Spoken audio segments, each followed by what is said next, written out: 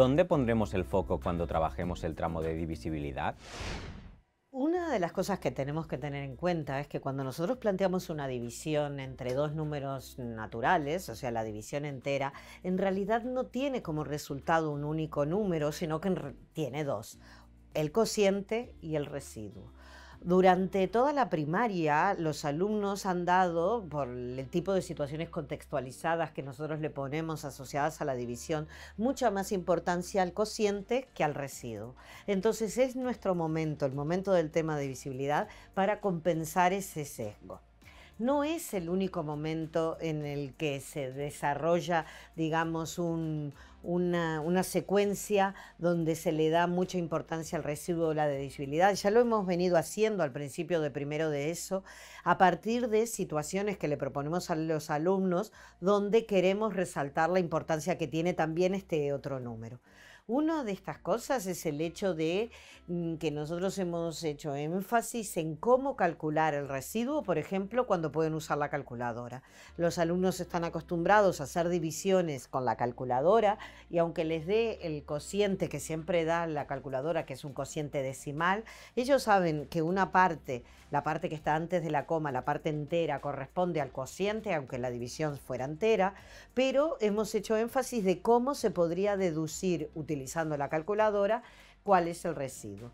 También hemos hecho otras actividades donde le dábamos importancia a lo que sobra de una división, en las actividades donde tratamos el tema de los códigos de control, ¿sí? Códigos que se utilizan en tarjetas de crédito, en documentos de identidad y en otros elementos para verificar que una cierta secuencia de números es correcta a partir de un último dígito que se calcula muy relacionado con el residuo de una cierta división. O sea que nosotros ya hemos intentado de compensar este sesgo que nosotros decimos que se da naturalmente en primaria, porque muchas de las preguntas tienen que ver con el cociente y no tanto con el residuo. Pero es en este tema, en el tema de divisibilidad, donde nosotros realmente le vamos a dar la importancia capital que tiene el residuo. Cuando una división tiene residuo cero, decimos que los números que estamos operando, o sea, el divisor y el dividendo, están relacionados a partir de una relación de divisibilidad. Y eso solo lo puedo decir cuando miro el residuo y el residuo me ha dado nulo. ¿A qué damos más importancia? ¿A múltiplos o a divisores? No tenemos en realidad una decisión, digamos, ya tomada de qué es más importante, múltiplos o divisores. En realidad nosotros lo vemos como el mismo patrón mirado desde dos perspectivas, o sea, son dos caras de la misma moneda. Nosotros cuando decimos que 3 es un divisor de 15, también decimos que 15 es un múltiplo de 3, o hasta podríamos introducir una nueva palabra que sería 15 es divisible entre 3, ¿sí? Nosotros entendemos esta relación que hay entre dos números, la verdadera relación de divisibilidad, como una relación como la que tenemos a nuestro alrededor, por ejemplo, entre nieta y abuela, ¿sí? Nosotros tenemos que una niña es la nieta de su abuela, ¿sí? Y por lo tanto sería la misma relación que entre el 3 y el 15 que estábamos comentando. Si la vemos desde un lado diríamos nieta, si la vemos desde el otro diríamos abuela. Por lo tanto, nosotros en principio lo que tenemos es una relación de divisibilidad que hace que dos números estén vinculados por esa relación, por una relación en que uno dividido entre el otro da residuo cero, como hablábamos antes, ¿no? Una relación de divisibilidad, tal como se dice. O sea que en principio no le damos más importancia a uno de los conceptos que al otro. Es cierto que tenemos que tener en cuenta que tienen unas diferencias muy importantes estos dos términos, ¿sí? Pero son diferencias que tienen que ver más con los procedimientos en los que ponemos en juego nosotros estos dos conceptos. Veamos algunos elementos. los múltiplos de un número son infinitos. O sea, nosotros dijimos que el 15 era un múltiplo de 3, pero en realidad hay infinitos números que son múltiplos de 3, ¿sí? Podríamos a partir, por ejemplo, del 9, el 12, el 15 y seguir, ¿no? Con una pauta de sumar 3, sumar 3, sumar 3, tendríamos infinitos múltiplos de 3, ¿sí? Cuando nosotros lo miramos desde la otra perspectiva, desde la perspectiva de querer encontrar todos los divisores, ahí la cantidad es radicalmente diferente. Pasa de ser infinitos a ser una cantidad finita, una cantidad limitada. O sea, si estamos hablando de los divisores de 15, como máximo podría haber 15, que no los hay. Por lo tanto, ya sabemos que no habrá infinitos divisores del 15, ¿sí? Además, esos divisores no tienen la pauta así tan marcada como la que tienen los múltiplos, ¿no? Nosotros sabemos que los divisores del 15 son el 1, el 3, el 5 y el 15, ¿sí? Y no hay entre saltos de ellos un salto, digamos, que sea el mismo, un patrón de crecimiento no lo hay entre el 1, el 3, el 5 y el 15. Por lo tanto, tenemos diferencias claras. Uno es la cantidad y otro es la pauta que va entre un múltiplo y el siguiente y que no va entre un divisor y el siguiente, ¿sí? Desde esta perspectiva, aunque sean infinitos, desafía mucho más al alumno, le requiere mucho más de resolución de problemas cuando le pedimos que determine todos los divisores de un número que cuando le pida todos los múltiplos de un número, porque para todos los divisores esta falta de pauta hace que ellos hayan de hacer un barrido, ¿sí? Hayan de buscar uno a uno hasta un determinado valor y ir discriminando si es divisible o no es divisible, ¿sí? Por lo tanto, nosotros siempre lo ponemos como un ejemplo de por qué necesitamos desarrollar el pensamiento exhaustivo de nuestros alumnos desde edades muy tempranas, porque aquí es imprescindible. Podría considerarse entonces que la tarea de encontrar múltiplos, como no podemos pedirle todos porque son infinitos, entonces pasa a ser una tarea tediosa, mecánica, ¿no? Pero como siempre depende de la gestión de nosotros como maestros, de qué preguntas hagamos para desafiar o no a nuestros alumnos.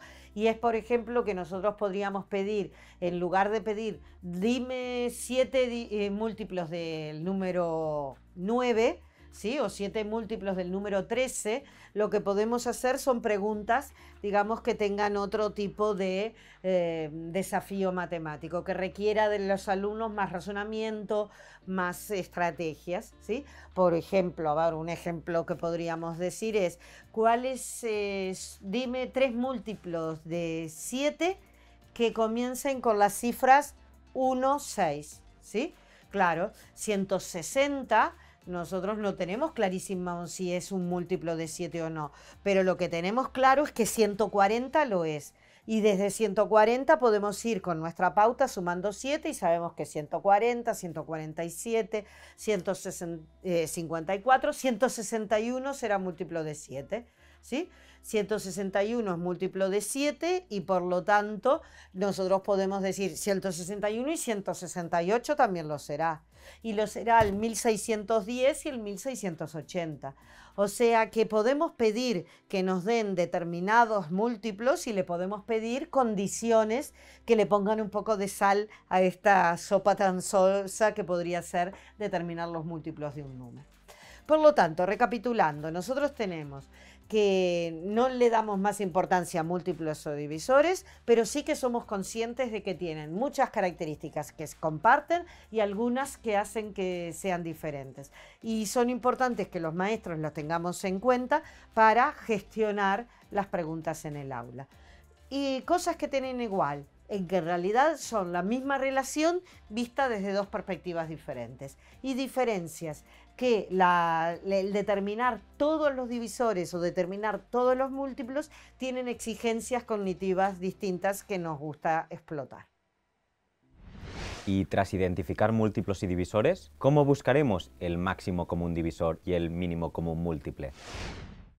Nuestra propuesta intenta postergar al máximo digamos, la presentación de una técnica demasiado, digamos, algorítmica para determinar el máximo común divisor y el mínimo común múltiplo. Es así que en primaria aparecen los conceptos de mínimo común múltiplo y de máximo común divisor, pero aparecen muy ligados a lo que es la definición propia de ellos, ¿no? Buscar primero los divisores comunes y quedarme con el más grande. Buscar los múltiplos comunes y quedarme con el más pequeño. Y eso lo hemos intentado postergar porque siempre pensamos que la presentación demasiado prematura de una técnica, digamos, algorítmica, de un procedimiento muy estandarizado para determinarlo, lo que hace es que el alumno se olvide de lo que está haciendo y, digamos, no busque la manera de entender, de darle significado. Por lo tanto, hemos tomado dos opciones. Una es postergar hasta la secundaria la presentación de este algoritmo y por otro, hacerlo de una manera que sea transparente para el alumno, que no sea un procedimiento, digamos, oscuro, que el alumno no entiende por qué funciona, sino acompañar al alumno en todo el procedimiento para llegar a ver que de lo que se trata es simplemente de una manera estandarizada describir aquello que podría pensar, digamos, de una manera como si estuviera resolviendo un problema. Pero para llegar a este algoritmo transparente, nosotros necesitamos cubrir ciertos prerequisitos, o sea, programar de manera que en las tareas previas que les propongamos a los alumnos vayan cubriendo ciertas necesidades que después serán, digamos, insumos de nuestro algoritmo. Y en este sentido me gustaría destacar tres aspectos. El primer aspecto sería el hecho de que los alumnos tienen que tener mucha familiarización con lo que son los números primos, que cuando identifican un divisor de un número que sea primo, no sea necesario que calculen todos los divisores de este nuevo número, sino que ya simplemente de verlo ya identifiquen que ese es un número primo. Y para eso no se trata tanto de memorizarlos, sino de automatizarlos, de estar tan acostumbrados a verlos que la distancia entre el momento en que lo ven y el momento que dicen que el número es primo, digamos, sea muy cortito. Eso pasa con números como el 51, el 57. Probablemente a ustedes les pase como a mí, que es que yo no es que me lo sepa de memoria, pero sé, primero pruebo, sí, ya lo he visto muchas veces este número, y sé que lo único que tengo que hacer es mirar si son divisibles entre 3 y entre 7, y si ese test lo pasan, entonces ya puedo decir que es primo. No porque eso sea suficiente, sino porque recuerdo de todas mis experiencias previas que eso era lo importante. Por lo tanto, lo que es necesario es que los alumnos tengan muchas experiencias con todos los números primos que hay hasta el 100. ¿Sí? Por lo tanto, lo que nosotros pretendemos es darles oportunidades para que ellos experimenten, hacer práctica productiva que relacione números primos y que por lo tanto ellos los tengan como muy interiorizados y que sepan que los que dan problema y por los que tenemos que pensar un poquito más son el 91, el 87 y números de ese estilo. ¿Sí? Entonces, primer requisito, una cierta familiaridad con el conjunto de los números primos hasta el 100. ¿Sí? Y un segundo aspecto, que es tener una muy buena manera de descubrir cuál es la descomposición factorial de un número. La descomposición, o sea, ahora que ya tengo los números primos, que sé que son como los átomos que forman a todos los otros números, cuando a mí me dan otro número que no sea primo, ¿cómo puedo hacer para descomponer ese número en multiplicación donde todos los elementos que pertenecen a esa multiplicación sean números primos? Y nosotros eso siempre lo hemos hecho a partir de la descomposición factorial. En un enfoque clásico, la descomposición factorial de un número habitualmente tenía esta estructura, digamos, lucía de esta manera. Como ven ustedes, lo que nosotros hacíamos siempre era ir barriendo, ir recorriendo toda la lista de números primos, siempre desde más pequeño, intentando, digamos, ir dividiendo. 800 es divisible entre 2, por lo tanto será 2 por algo, y ese algo es 400. El 400 es 2 por 200, el 2 es 2 por 100, 2 por 50, 2 por 25, y así nos quedaba que la multiplicación de todos estos números sabíamos que daba 800 y por lo tanto tenemos la descomposición del número 800 como multiplicación de números primos. Era como muy poco flexible, era siempre comenzar así, barriendo el conjunto de los números primos y haciéndolos uno a uno, escribiéndolos con esta raya, ¿verdad? Que aparecía siempre y así era la manera en que lo hacíamos. Nosotros lo que pretendemos es mostrarle a los alumnos que eso se puede hacer de otras maneras, que no es imprescindible hacerlo, digamos, en este orden y que en ese sentido quizás en algunos momentos hasta no sea ni eficiente hacerlo en este orden. Por eso es que presentamos lo que podríamos llamarle los árboles de factorización. Lo que nosotros buscamos es escribir el 800 como un resultado de una multiplicación. Y es muy probable que la primera multiplicación que les ocurra a los alumnos pueda ser 2 por 400, pero en realidad eso es una de las opciones. Yo podría ver que el 800 lo podría escribir como 8 por 10 y por 10. Hoy, ¿verdad que 8 por 10 y por 10 da 800? Por lo tanto, aquí he hecho una primera descomposición. ¿Por qué no es la descomposición que a mí más me gusta? Porque no son números primos, no es la que estoy buscando. Entonces, lo que hago a continuación es, si el 10 lo puedo escribir como una multiplicación, entonces esa multiplicación me servirá también para descomponer el 800. Y es así que el 10 lo puedo escribir como 2 por 5, este 10 también lo puedo escribir como 2 por 5, y el 8 podría escribirlo como 2 por 4, pero también es muy fácil ver que es 2 por 2 por 2, ¿verdad? Por lo tanto, ahora sí, ya sé que esta multiplicación me da 800 y además esta está formada por números primos. Y eso habitualmente nosotros lo marcamos diciendo que son las hojas de nuestro árbol. Estos ya no se van a bifurcar en dos ramas nuevas. Y por lo tanto lo que hemos identificado es esta descomposición, donde estos números son todos primos y cuando yo los multiplico me van a dar 800. Si yo lo hubiera hecho, yo podría haber hecho esta misma estrategia, decir 800 es 200 por 400, 400 es 2 por 200, 200 es 2 por 100, 100 es 2 por 50. Quedaría casi como un ciprés, ¿verdad? Todo muy largo, muy largo, muy largo de una de las ramas y de la otra muy cortita. A mí me gustan más los bonsáis, diríamos, ¿no? Estas donde nosotros ya vamos como optimizando y no necesito tantos niveles. Yo lo que voy haciendo es rompiendo el número mucho en trozos, digamos, que sean grandes y que ellos mismos los puedan ir rompiendo. Otros alumnos podrían haber decidido hacer 40 por 20 o podrían haber decidido hacer 8 por 100 y todas estas son bienvenidas porque en realidad nosotros lo que necesitamos es el primer paso de una descomposición y de eso se trata y por lo tanto nosotros preferimos haber trabajado factorizaciones del número 800 a través de árboles que no a través de la manera más tradicional de hacerlo, que no sé qué nombre le pondríamos, el algoritmo de la raya diríamos, que sería para descomponer factorialmente un número.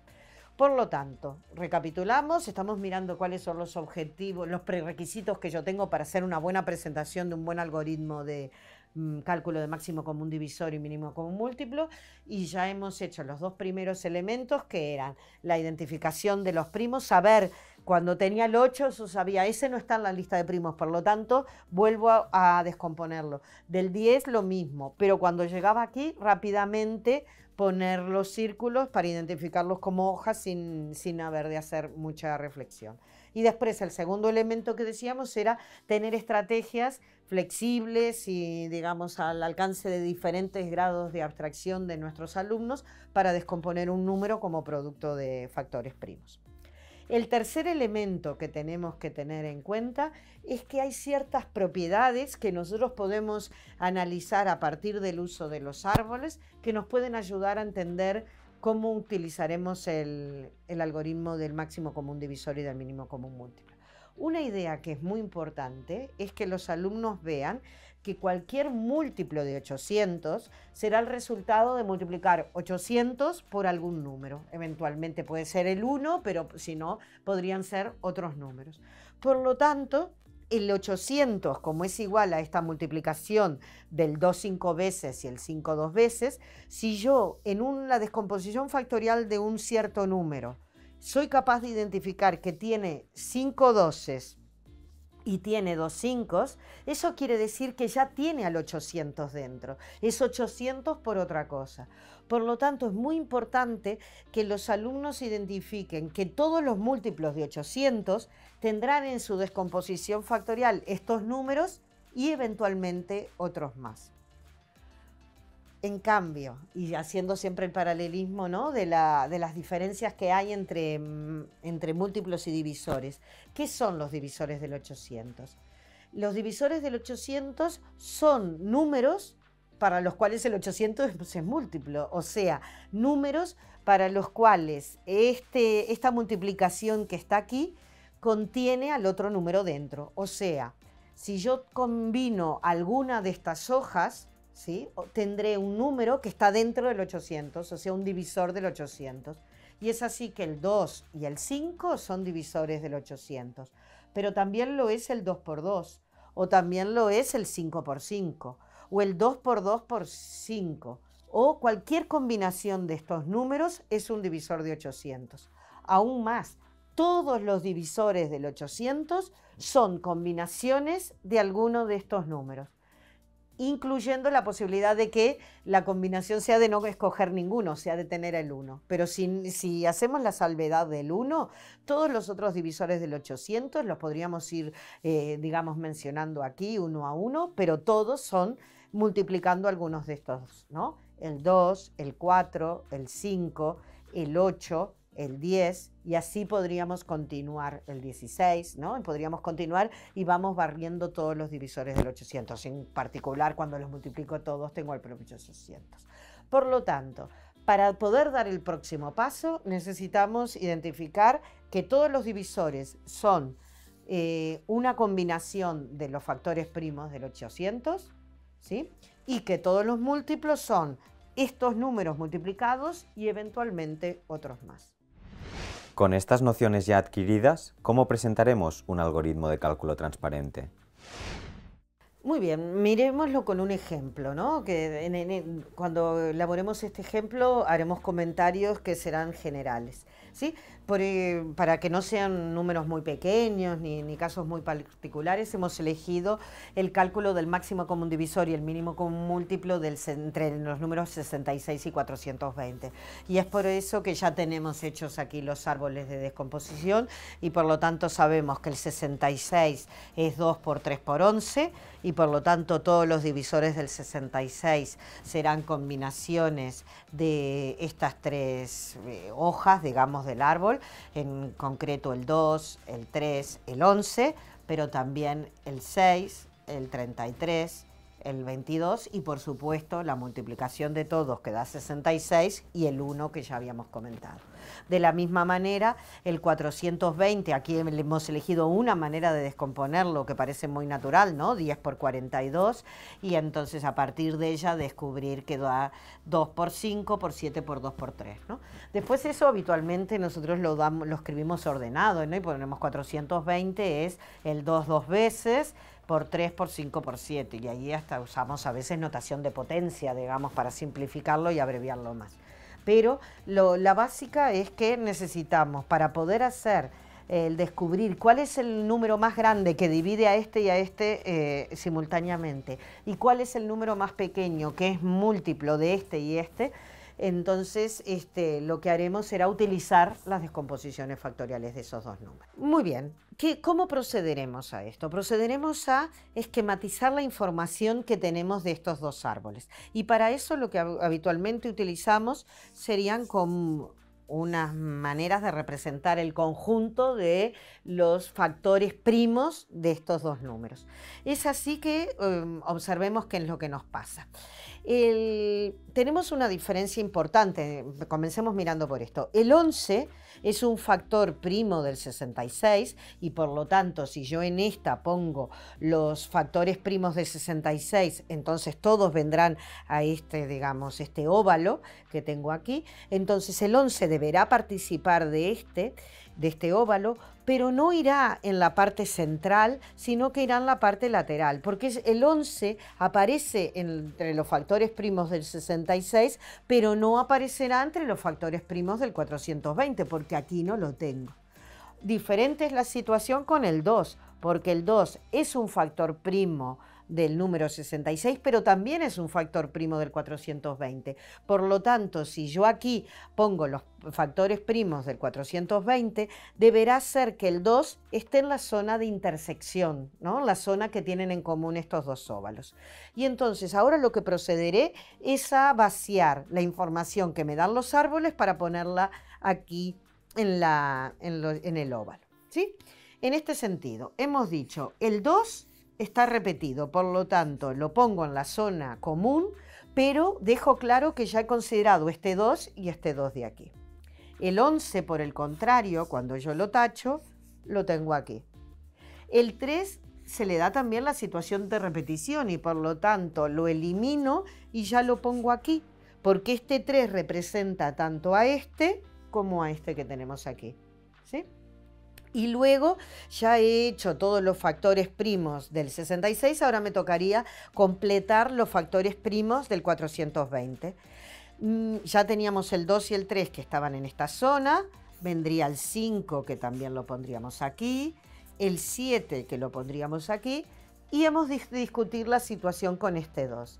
Este 2 es un factor primo del 420 que está repetido, por lo tanto en el 420 deberían aparecer 2 veces el número 2, pero una sola en el número 66. Y es por eso que lo debemos poner en esta zona de aquí, porque es un factor primo del 420 que no queremos mezclar con los factores primos del 66. Por lo tanto, lo primero que tengo es un vaciado de la información que me dan los árboles para llevarlo a los óvalos, ¿sí? ¿Por qué me interesa esto? Porque nosotros hemos dicho, para hacer un múltiplo del 66, ha de tener el número en su descomposición factorial a todos los del 66 y podría ser que alguno más. Por lo tanto, si tiene al 2, al 3, al 11 y cualquier otro número, será un múltiplo de 66. Vamos a los múltiplos de 420. Tienen que tener en su descomposición factorial un 5, un 7, un 3 y 2 dosos. Pero podrían tener cualquier otro número. Y entonces ahora me pregunto, ¿qué tiene que pasar para que sean factores múltiplos, tanto del 66 como del 420? Tienen que tener a todos estos y tienen que tener a todos estos. Por lo tanto, para ser un múltiplo común, tiene que tener un 11, un 2, un 3, un 5, un 2, un 7 y eventualmente otros números. Pero como yo quiero el más pequeñito de todos, no quiero que haya otros números. Por lo tanto, el mínimo común múltiplo de 66 y 420 se obtendrá multiplicando todos estos números que tengo aquí, ¿sí? Y así lo podemos representar. El mínimo común múltiplo de estos dos números es el del 66 y del 420, nos queda aquí un poco apretadito al final, pero creo que se verá bien, sería el producto de todos estos, 5 por 7 por 2 por 2 por 3 por 11. La multiplicación de todos estos no es necesaria que la vuelva a hacer, porque yo ya sé que la multiplicación de todos estos da 420. Por lo tanto, de lo que se trata es simplemente multiplicar 420 por 11, que queda 4200 más 420, y por lo tanto 4620, ¿sí? Esto es el mínimo común múltiplo, es lo que me queda de multiplicar todos estos números y así me aseguro que será múltiplo del 420 porque es 420 por 11, múltiplo del 66 porque es 66 por 70.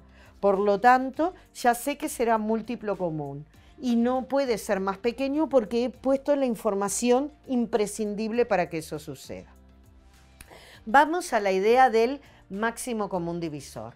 Habíamos dicho, tiene que estar dentro del producto de 2 por 3 por 11 y tiene que estar dentro también del producto de 2 por 5 por 7 por 2 por 3. Si nosotros miramos esta zona, estos dos números cumplen de que están dentro de este y dentro de este. Pero además es el más grande posible porque si mi número tuviera otros factores que no fueran el 2 y el 3, o ya no sería divisor del 66 o ya no sería divisor del 420. Por lo tanto, lo que tengo aquí es que el máximo común divisor, el máximo común divisor de estos dos números, de 66 y 420, será simplemente 2 por 3, que es el 6.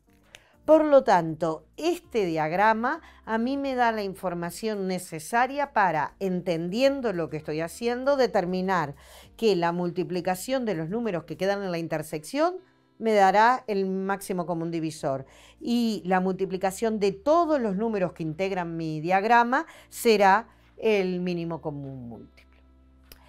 Antes de acabar, simplemente un comentario, porque a mí me parece cuando nosotros presentamos el algoritmo de esta manera, hay una propiedad que salta a la vista, ¿sí? La única diferencia que hay entre multiplicar 66 por 420 y multiplicar el máximo común divisor por el mínimo común múltiplo es que, mientras que cuando yo multiplico 66 por 420, el 2 y el 3, estos que están en el medio, se multiplican dos veces, ¿sí? Cuando nosotros lo que hacemos es multiplicar todos los números, si lo volvemos a multiplicar por el 2 y el 3, es exactamente lo mismo que multiplicar 66 por 420. ¿Eso qué nos quiere decir? Que la multiplicación de un número A por un número B da lo mismo que la multiplicación entre el mínimo común múltiplo y el máximo común divisor de esos dos números. En este caso, la multiplicación entre 66 y 420 es 11 por 2 por 3 por 5 por 2 por 7 por 2 por 3, porque estos tienen que ir repetidos. Por lo tanto, tengo que multiplicar el mínimo común múltiplo y después por el máximo común divisor. Por lo tanto, hemos conseguido desarrollar un algoritmo que lo podemos explicar por qué funciona y además nos da riqueza para poder descubrir nuevas propiedades, que es lo más que le podemos pedir a un algoritmo. Así que lo tenemos, nuestro algoritmo de máximo común divisor y mínimo común múltiplo.